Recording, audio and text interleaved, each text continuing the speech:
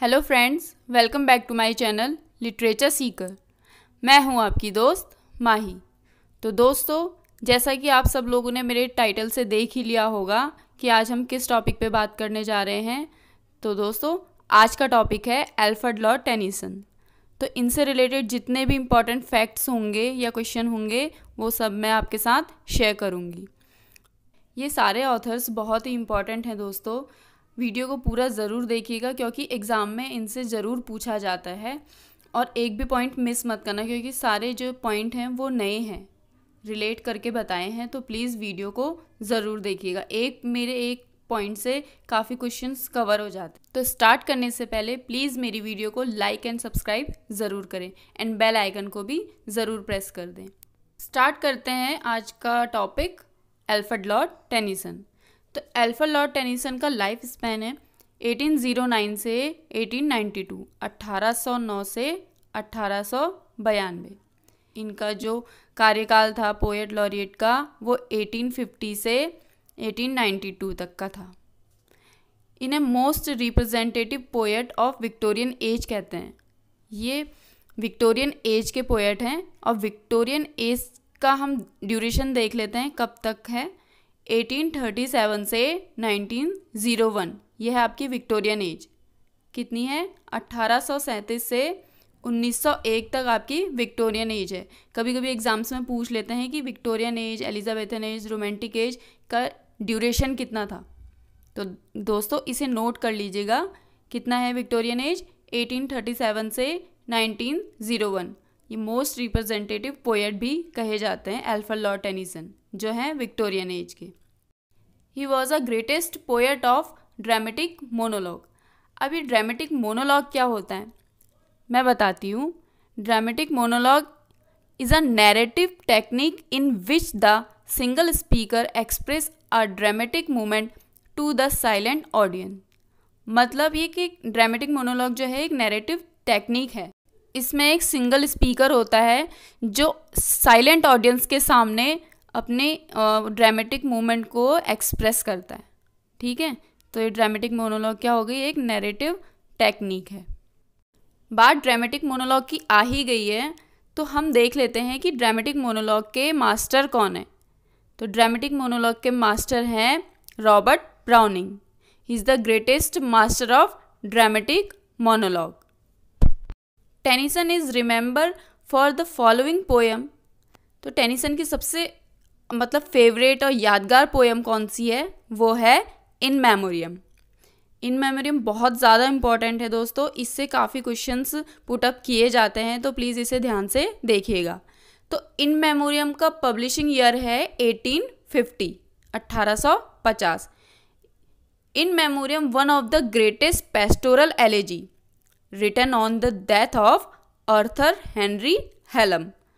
ये एक pastoral elegy है, शोक गीत जिसे कहते हैं। ठीक है, तो ये किसके ऊपर लिखी गई है? ये आर्थर हेनरी हेलम की डेथ के ऊपर लिखी गई है। ठीक है, अब ये आर्थर हेनरी हेलम कौन है? Arthur Henry Hallam Alfred Lord Tennyson के फ्रेंड हैं, काफ़ी अच्छे फ्रेंड जिसे कहते हैं ना बेस्ट फ्रेंड, वो इनके फ्रेंड हैं। तो उनकी डेथ के ऊपर फिर अल्फ्रेड लॉर्ड टेनिसन ने इन मेमोरियम लिखी जो उनकी डेथ के ऊपर थी। एलेजी जिसे हम पेस्टोरल एलेजी कहते हैं, शोक गीत। It is written in 4 line stanza. ये 4 लाइन के स्टेंजा में लिखी गई है और 4 लाइन के स्टेंजा को हम क्वाट्रेन कहते हैं। क्या कहते हैं? क्वाट्रेन। इस स्टेंजा को इन मेमोरियम स्टेंजा से भी जाना जाता है। ठीक है, इनकी अगली पोएम है Ulysses. It is a dramatic monologue written in 1833 and published in 1842। तो ये भी एक ड्रामेटिक मोनोलॉग है जो 1833 में लिखा गया है, लेकिन पब्लिश 1842 में हुआ है। ठीक है, अब यूलिसिस का कंपेयर ले लेते हैं यहाँ से। मैंने बोला था दोस्तों कि एक क्वेश्चन के साथ मेरे अदर क्वेश्चन भी कवर हो जाते हैं। तो देखते हैं कि यूलिसिस का कंपेयर हमने किससे लिया। यूलिसिस का कंपेयर हमने लिया जेम्स जोयसे से। तो जेम्स जोयसे ने यूलिसिस नाम पे टाइटल पे एक नोवेल लिखी है। क्या करा है? एक नोवेल लिखी है। अल्फ्रेड लॉर्ड टेनिसन की जो यह थी यूलिसिस वो पोयम थी, ठीक है, और ये जेम्स जोयसी की जो है वो नॉवल है। और जेम्स जोयसी जो है आयरिश हैं, ठीक है। अब यूलिसिस जो है नोवेल है जेम्स जोयसी की, वो कब आई थी? वो 1922 में आई थी। कब आई थी? 1922 में। एंड 1922 में वेस्टलैंड भी लिखी गई है। वेस्टलैंड का ईयर जो है 1922 है। अब बात करते हैं टेनिसन की पोयम यूलिसिस की थीम की। इनकी थीम क्या थी? इनकी थीम थी search for adventure, experience and meaning. The poem is also written in memory of Arthur Henry Hallam. तो ये यूलिसिस पोएम भी टेनिसन ने आर्थर हेनरी हेलम की याद में लिखी, अपने दोस्त की याद में लिखी है। तो दोस्तों ध्यान रखना, दो पोएम हो गई, एक इन मेमोरियम जो पेस्टोरल एलेजी है और एक यूलिसिस। तो ये दोनों पोएम आर्थर हेनरी हेलम की याद में टेनिसन ने लिखी है। यूलिसिस को ओरिजिनली जिसने लिखा है वो है होमर। होमर ने अपने वर्क ओडेसी में यूलिसिस को लिखा है ओरिजिनली। तो ये यूलिसिस जो है उनके वर्क में एक कैरेक्टर है, और ये यूलिसिस वर्ड जो है ग्रीक का है, ग्रीक वर्ड, ठीक है। और ये यूलिसिस ओडेसियस से लिया गया है, ग्रीक वर्ड जो है ओडेसियस से लिया गया है। The adventure of Odysseus were first recorded in होमर्स Iliad and Odyssey. तो ये जो एडवेंचर ऑफ ओडेसियस है ये पहली बार रिकॉर्ड हुआ था होमर्स के इलियाड एंड ओडेसी वर्क में। अब एक इम्पॉर्टेंट कोटेशन देख लेते हैं यूलिसिस की, ये बहुत बार एग्जाम में पूछी जा चुकी है। तो कोटेशन है, to strive, to seek, to find and not to yield. इसका मतलब है प्रयास करने के लिए है, प्रयास करने के लिए है, खोजने के लिए है, ढूंढने के लिए है, लेकिन उपज के लिए नहीं है। अब इनकी पोयम देख लेते हैं। इनकी पोयम है lotus eaters, number 2 Morte d' Arthur, number 3 Lady of Shalott. तो Lady of Shalott is based on Italian story of a young noble women imprisoned in a tower on an island near Camelot. ये एक Italian मतलब story है एक जवान लड़की की जो बंदी बनाई गई हुई है, ठीक है। तो इसे भी पढ़ लीजिएगा, काफ़ी इंटरेस्टिंग है स्टोरी। अब बात करते हैं पोयम मॉर्टे दे आर्थर की। It was influenced from Arthurian legends.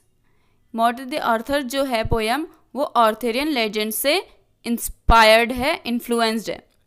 अब मॉर्टे दे आर्थर का कंपेयर ले लेते हैं किससे? टॉमस मैलोरी से। अब टॉमस मैलोरी से मॉर्टे दे आर्थर का कंपेयर क्यों लिया? क्योंकि टॉमस मैलोरी ने भी ले मॉर्टे दे आर्थर लिखा है। ये एक वर्क है टॉमस मैलोरी का जो है ले मॉर्टे दे आर्थर, सेम टाइटल है। मॉर्टे दे आर्थर हो गया टेनिसन का पोयम है, और टॉमस मैलोरी का है ले मॉर्टे दे आर्थर।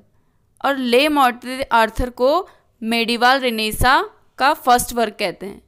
मेडिवल रिनेसा का फर्स्ट वर्क हो गया टॉमस मैलोरी का ले मॉर्टे d' Arthur.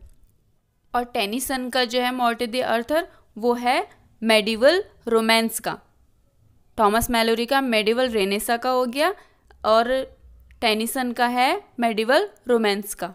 This poem was later on included in the collection Idylls of the King। मतलब टेनिसन की मॉर्टे दे आर्थर बाद में इनके कलेक्शन में शामिल हो गई थी, इडल्स ऑफ द किंग के कलेक्शन में शामिल हो गई थी। Most popular poem of Tennyson in England during his life time.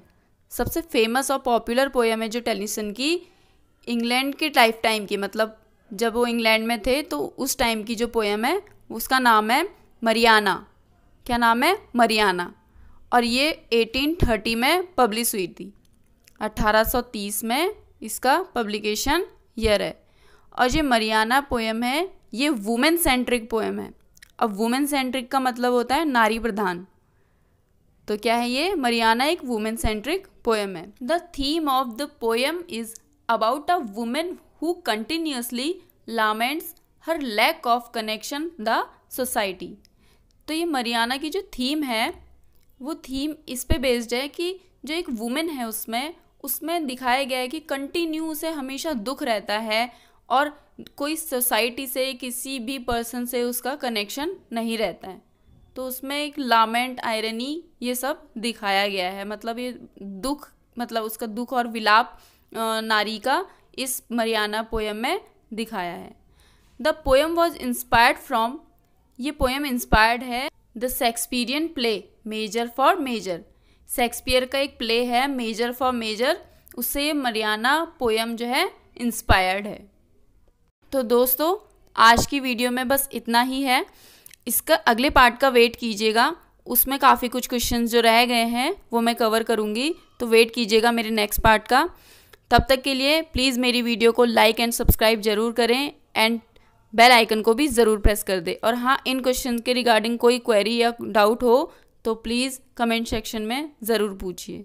Thank you so much दोस्तों, मिलते हैं अगली वीडियो के साथ। तब तक के लिए स्टे सेफ एंड हेल्दी।